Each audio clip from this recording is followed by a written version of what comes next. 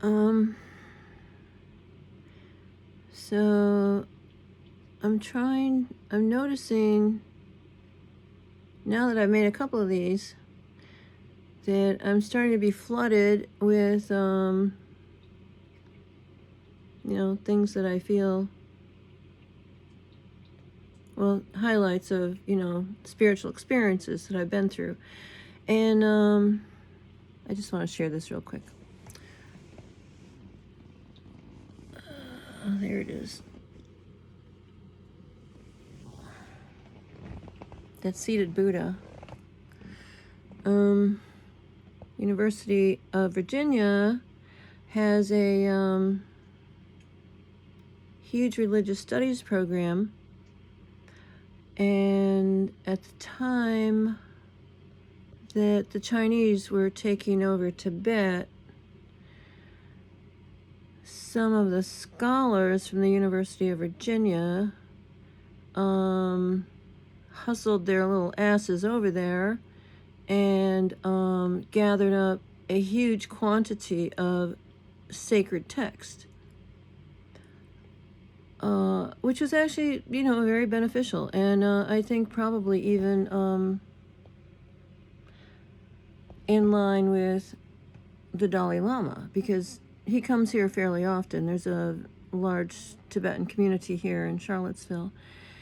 And so anyway, damn, now I lost my train of thought. Oh, dreams, right. This metaphysical church that I attended for a period of time, the leader of the church was a teacher of ancient wisdom. Not so much, well, ancient, I guess, the Upanishads. I wouldn't know how to pronounce the Upanishads. Well, maybe I would by now, but, back then, it was a really fun word to learn. Plus, a lot of really interesting reading.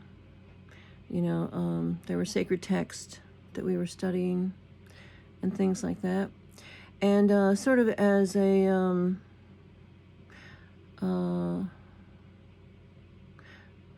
compliment to my studies, I developed a meditation practice.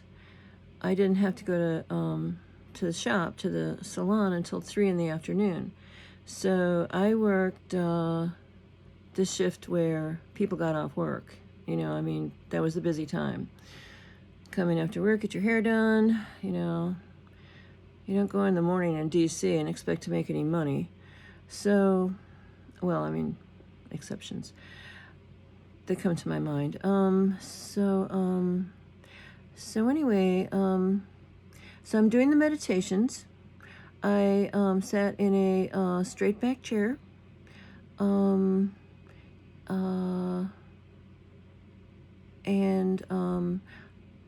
there was a piece of music that I found. This was a suggestion that I find a piece of music that was, I think it was 5 minutes long. Play that every time you sit down to meditate, and you will automatically go into a meditative state. Pavlov's dogs. So I did that.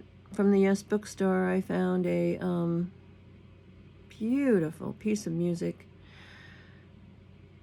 that became my my meditation music. So I'm doing that. I'm doing the hemisync tapes from the Monroe Institute. I am studying ancient text from learning about yogis and all that.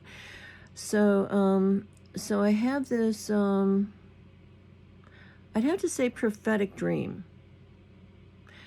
And when you have one of these dreams, you know it's a special dream. It's like a very unusual dream. It has a message. You better, well, if you're smart, you're going to pay attention. I'm not going to tell anybody you better pay attention because, hey, it's your life. So if you do pay attention to this dream, and I've had several now, but this one particular one I'm going to tell you about, we're at the 5-minute mark now, so I got to be quick about it. I was an old lady, much older than I am now, because I'm an old lady now. I was living in a community in a cave. And I was the oldest person in the community. Not necessarily the elder, but the oldest person. And I was the storyteller. And children would come and gather around me.